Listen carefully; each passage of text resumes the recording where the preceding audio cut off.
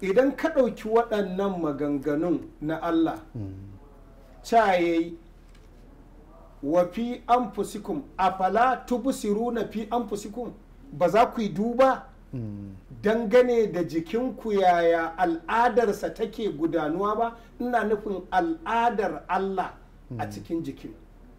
Ka ɗauko shi jikinka yana da tsare-tsare masu yawa, musamman in ka ce tsarin fata, dama gashi a zahiri kana gani Allah ya cika jikinka da tsarin kashi, ina nufin kwarangwal. Allah ya cika tsarin jikinka da hanyar magudanar jini. Allah ya ɗaure shi da jijiyoyi, ya zuba masa shimfiɗar tsokan nama, ya sanya hanyoyin sinadaran kariya, ya ajiye hanyoyin fitar fitsari.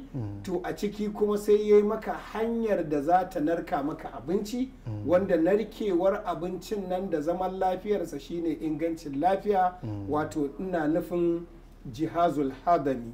In ka ce jihazul hadami, wato shi ake kira da turanci digestive system, hanyar narka abinci. Duk wanda ka ji ina jin tsoron yin azumi, to mafi yawa to wannan system din ne yake tabuwa, ta haka ake iya samun babbar matsala. Musamman a ce a kashe-kashen wato ƙurha, an aka ce ƙurhatul baɗan, au a ce ma'ida, au a ce kulun, dukkaninsu nau'i ne da ake iya samun wato barazana ta ɗaukan azumi.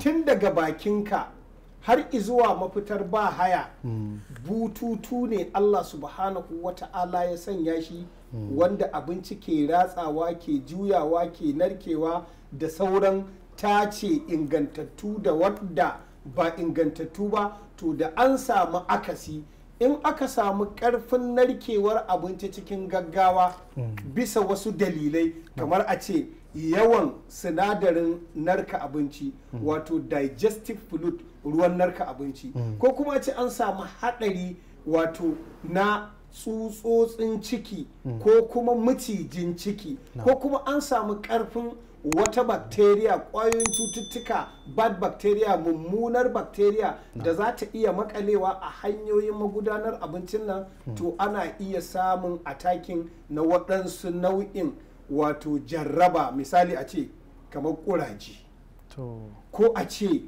ɗaɗewa, ko a ce tsagewa, ko a ce kumburi, ko a ce fashewa. Wannan shi ake kira ciwon ulcer, ba wani abu ba.